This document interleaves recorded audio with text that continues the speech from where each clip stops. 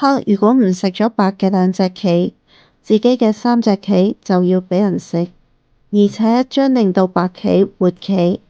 對於黑嚟講，呢度有一個關鍵嘅手筋。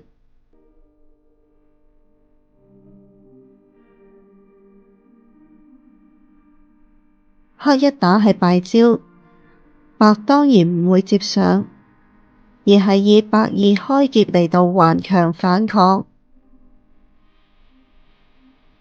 黑一急住食白嘅兩隻棋，亦都係敗招。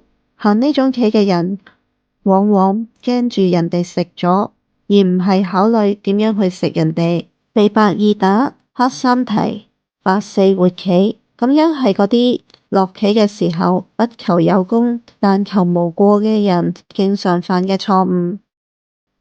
正確嘅落法，黑一撲係妙手，咁樣並非圖一時之快，其中埋伏住嚴厲嘅手筋。呢個時候，白二只好提黑三長，白難辦。